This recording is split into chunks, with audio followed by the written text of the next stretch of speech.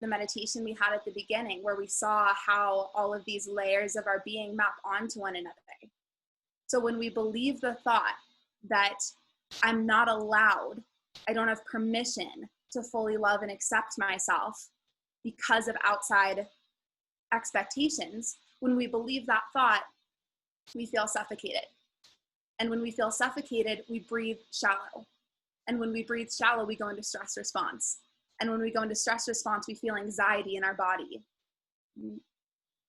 So do you see how the thought and the anxiety and the body sensations all map onto each other there? Yeah. So when we believe this thought, we feel awful.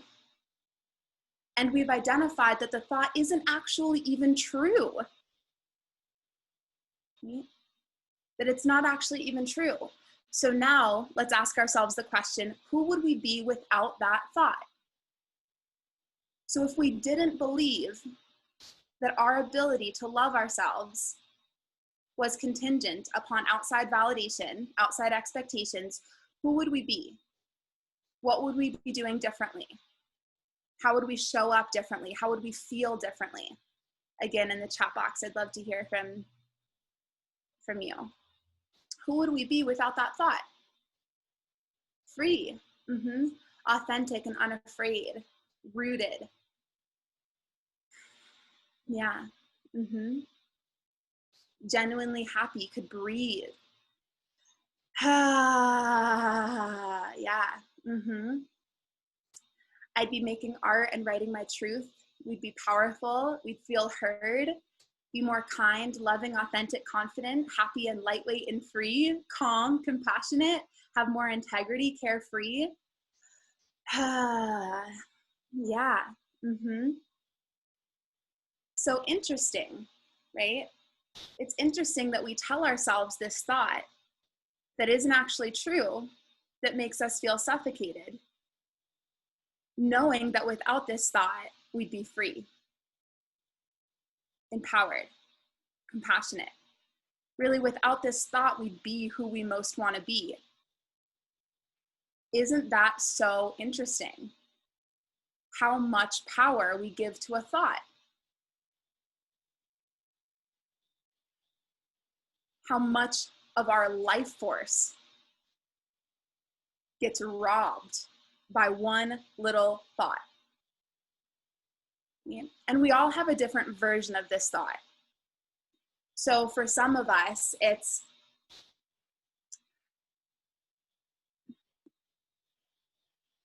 if shame weren't there, then I'd be allowed to be self-loving and self-accepting. For some of us, it's if insecurity wasn't there, if anxiety wasn't there, if fear wasn't there.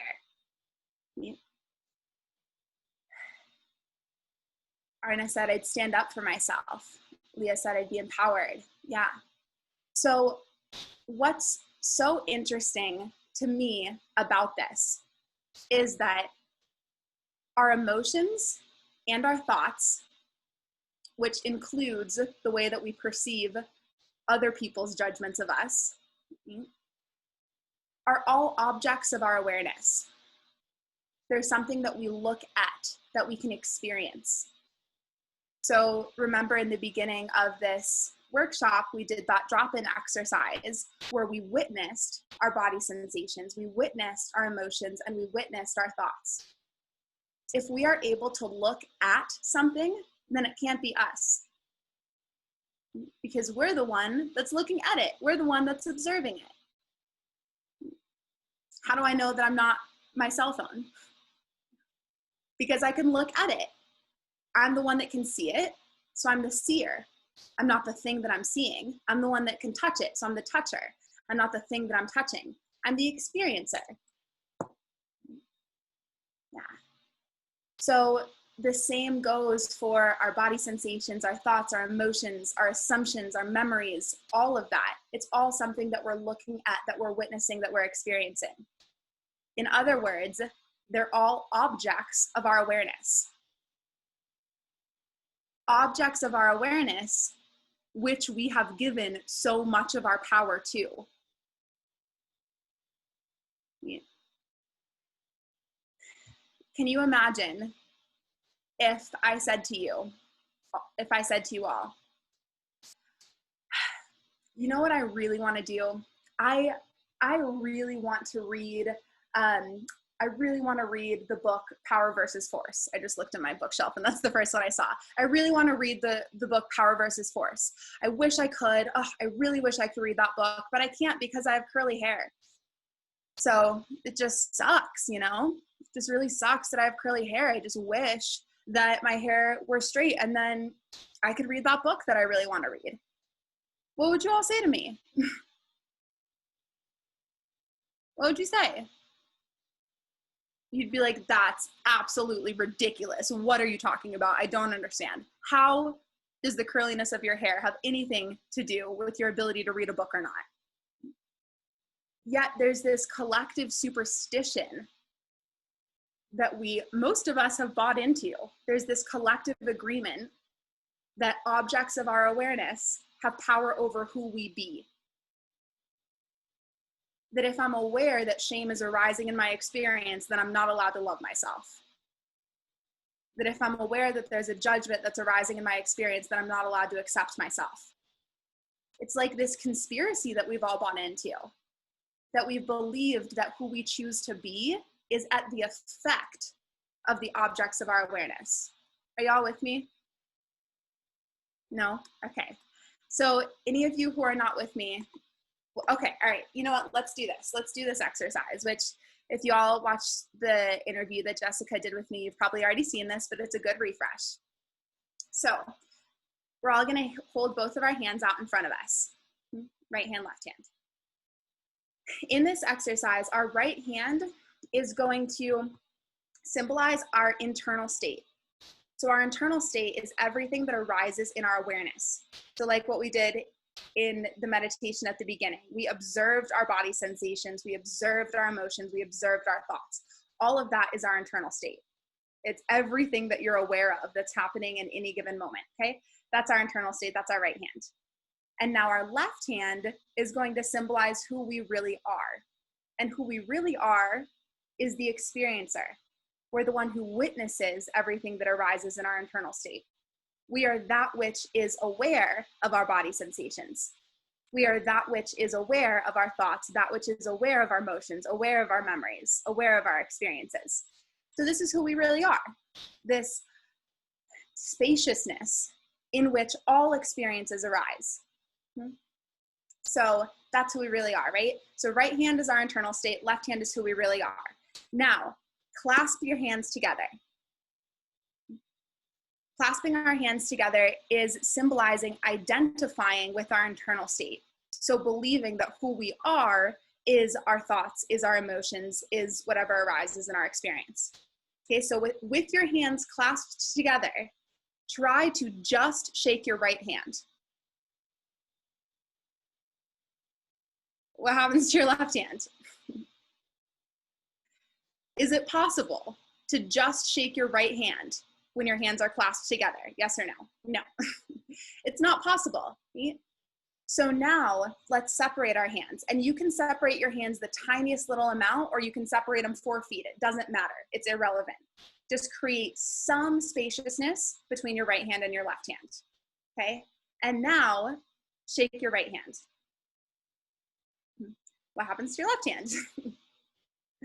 Nothing, because your left hand is free to do whatever it wants to do. And by the way, the hand shaking is symbolizing our internal state going crazy. So I'm having the judgment, I'm not enough, I'm having shame arise, I'm having anxiety arise. Right? That's the right hand shaking.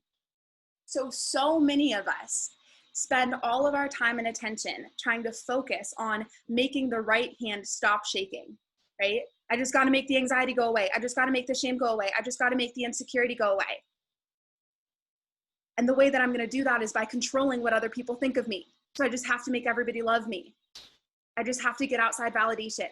I just need to become more successful. I need to make more money. I need to lose weight. I need to, all of this time and attention trying to make the right hand stop shaking.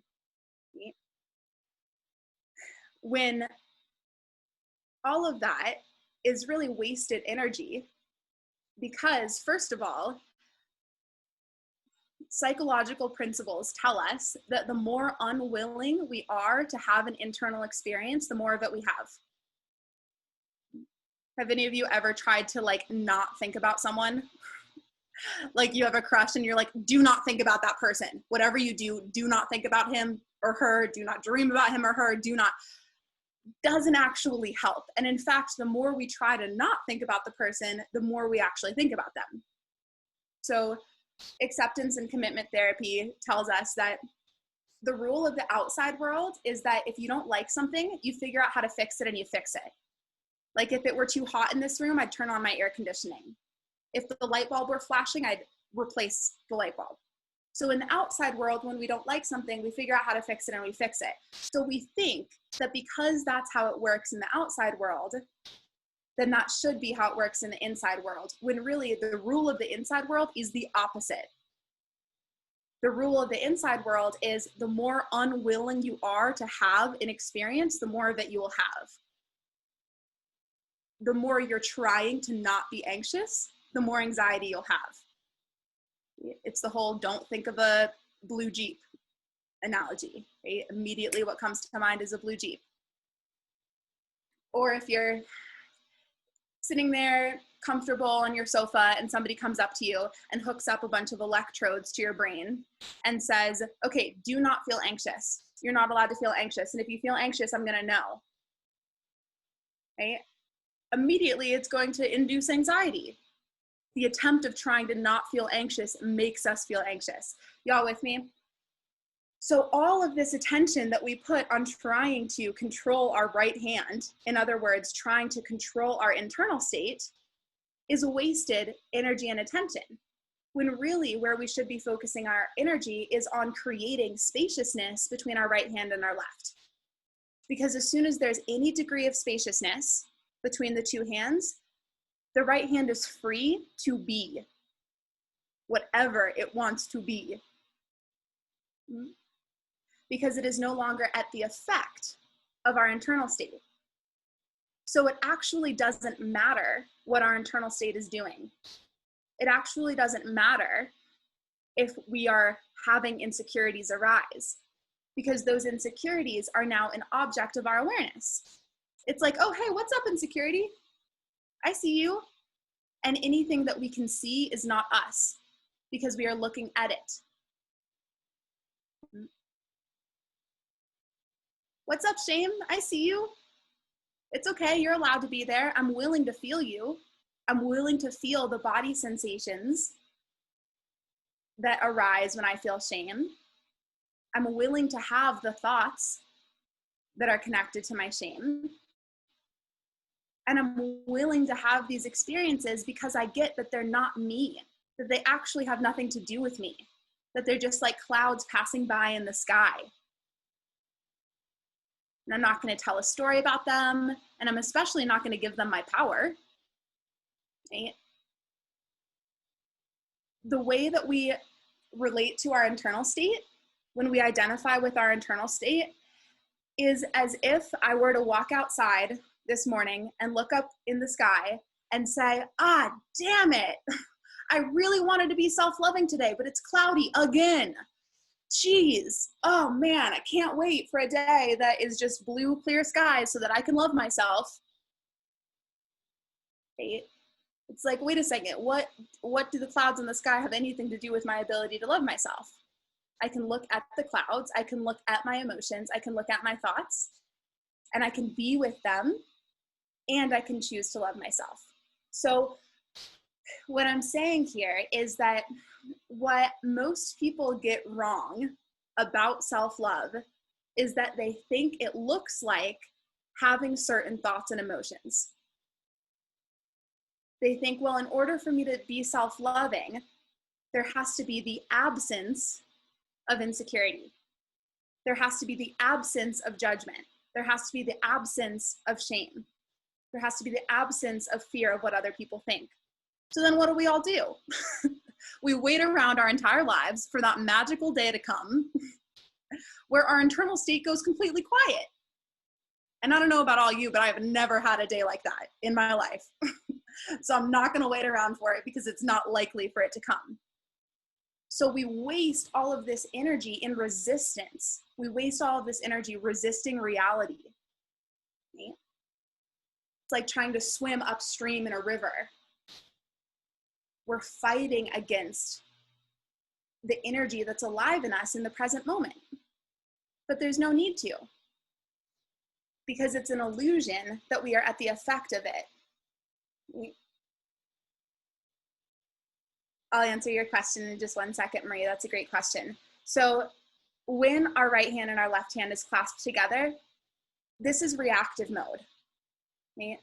We live in direct reaction to whatever is arising in our internal state. We have no choice because we've identified ourselves with our internal state. We think that's who we are. So we're powerless because all of our power has been given away to objects of our awareness. So the way that we take our power back is by remembering how to witness what's arising in our internal experience, so that we no longer have to waste energy resisting reality, resisting what is. Which, as Sherry said, whatever we resist persists.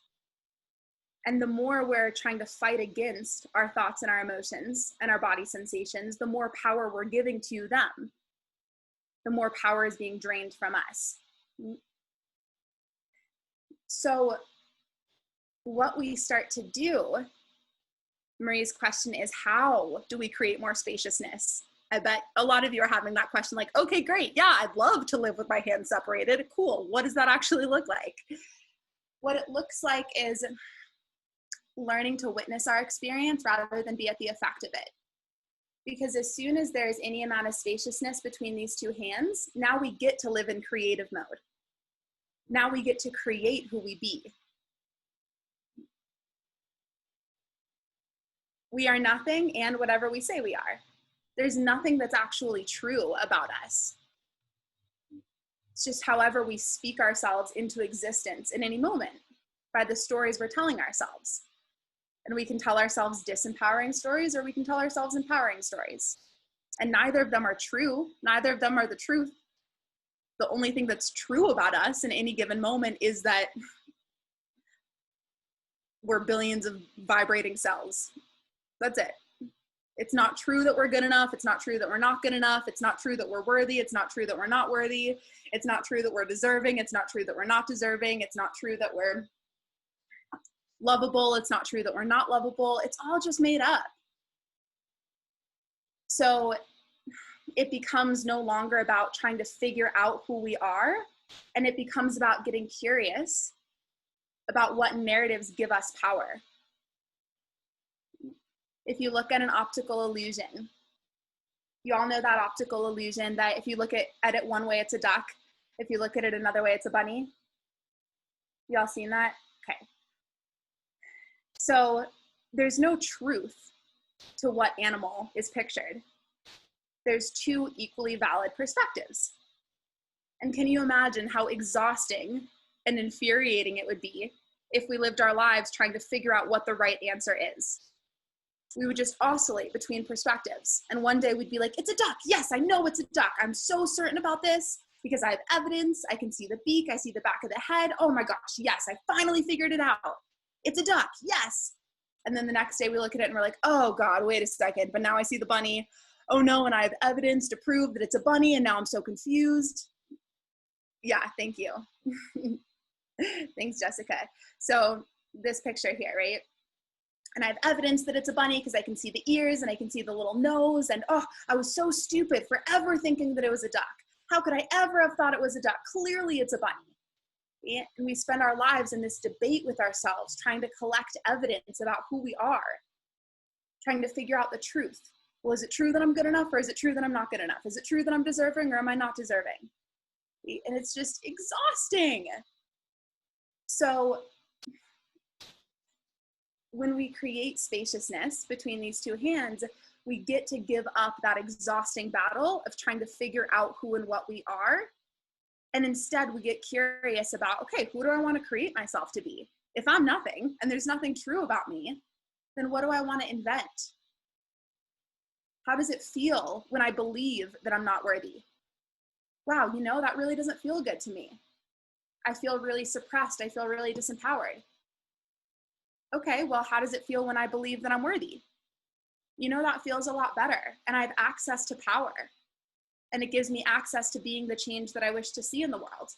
Okay, cool. Well, if neither is true, and one of them feels a whole lot better than the other one does, then how about I choose to look from the perspective that I'm good enough? And what do I see when I choose to look from that perspective? What do I see when I choose to look from the perspective that I'm lovable, that I'm deserving, that I'm successful, that I'm beautiful, that I'm talented?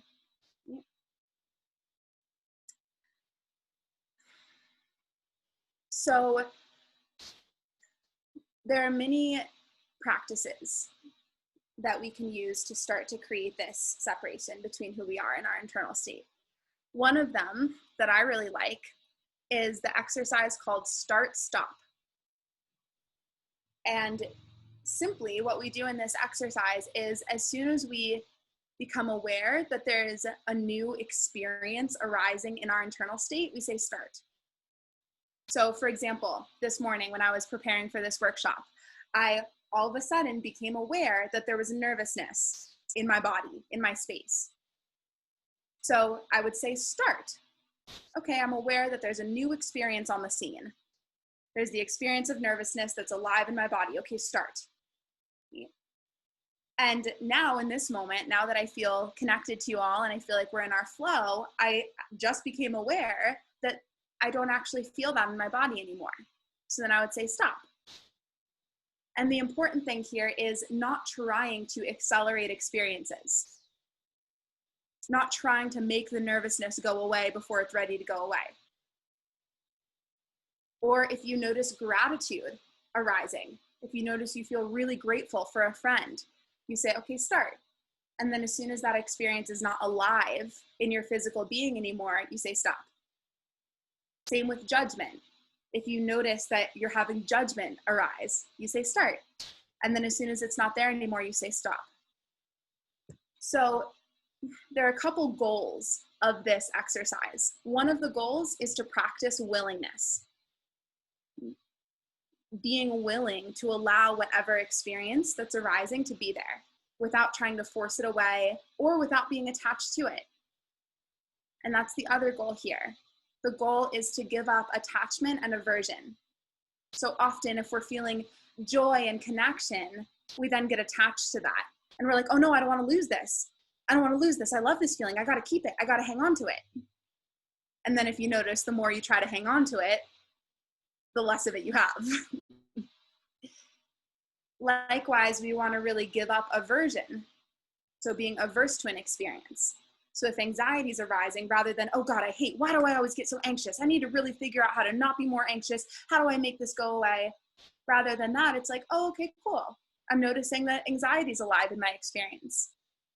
And I'm aware of the anxiety and I'm willing to allow it to be there. And I know that the more that I try to resist it, the more that it's going to have power over me. So, hey, anxiety, what's up? You're welcome here. You're welcome in the home of my being. You're allowed to be here because you actually aren't a threat to me. You actually can't hurt me. These internal experiences actually can't hurt us. What hurts us is our unwillingness to have them. So when we're unwilling to have an internal experience, we try to make it go away. And typically the way that we try to make it go away is by turning to coping mechanisms. And for some people, their coping mechanisms are overworking, over-exercising. For some people, their coping mechanism is starving themselves. For some people, it's forcing food upon themselves. For some people, it's gambling. For some people, it's drinking and doing drugs and alcohol. So it's not the internal experiences that can ever hurt us. It's our aversion to them that hurts us.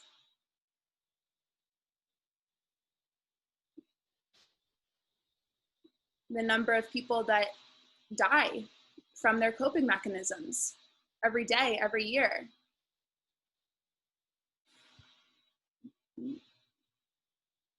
And really, they're dying from the act of trying to avoid their internal experiences. They're dying from their unwillingness to be with what's arising within them. So then it actually robs them of their life. We starve ourselves to death. We work ourselves to death. We drink ourselves to death. But it wasn't the internal experience. It's not the internal experience that kills us. It's our aversion to it. So this start-stop exercise helps us begin to relate to our internal experience like clouds in the sky. So just like you would lay on your back and look up and watch the clouds and watch as their formations begin to shift and change and just get curious about it, we begin to have that same unattached awareness for our internal state. And it's like, oh my goodness, ooh, shame, oh wow. Oh, shame, I really feel you here in my body. Wow, let me get so curious about how this shows up in my physical, mental, and emotional body. Shame, what do you really feel like in my body? Where are you? Okay, you're in my stomach. And what is the energy in my stomach doing? Is it condensing? Is it expanding? Is it cold? Is it hot? Is it rolling? Is it boiling? Is it fiery? Is it dense? What is this energy in my body actually doing? And the craziest part is, the more willing we are to have those sensations, the more quickly they can move through our system and leave. Emotion is energy in motion, emotion. So whenever we're unwilling to have an emotion, whenever we're in resistance to it, we're preventing it from moving. And emotion's a need to move. So by our being willing to allow it to be there, the emotion actually gets to complete its energy in our body and it gets to leave. The reason why we stay stuck with these chronic emotions for years and years is really a function of our unwillingness to be with them. Because then it's like a hose that stays kinked. And what happens when we're kinking a hose? The pressure builds up more and more inside of it, and then it requires more and more force to keep it kinked. It's the same thing with our internal state. The more unwilling we are to have our emotions, the more we run from them. But when we're running from them, they're not healing, they're not getting better, they're actually just getting more intense. So then we need to require more force to avoid them. And then we're even more disconnected from ourselves and more dissociated. And then the energy is getting even more intense, and it's this negative feedback loop. All right, so let's see. Let's look at the chat box here.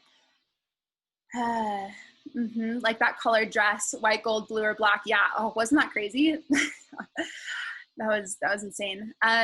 Leah says, is it hard to be that conscious all the time? Oh, for sure. Yeah. Oh yeah. This is no walk in the park, Leah, at all. It's a practice. It takes a lot of willingness and persistence.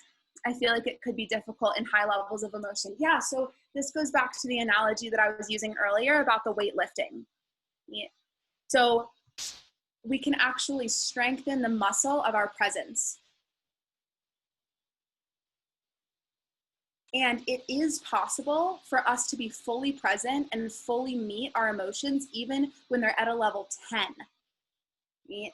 You all know that feeling when your internal state is on fire, like, oh my gosh, the level of anger and rage that is arising in your body, or the level of grief and sadness, or the level of loneliness. It's like cranked up all the way at a level 10. So it is possible to meet even that level of intensity with full presence. And if it's something that we haven't practiced, we're not going to be able to just do that on the first try. Just like you would not go to the gym and try to lift a 200-pound weight right away. So we have to be patient with ourselves and slowly build this muscle of our presence by consistently witnessing, consistently practicing awareness.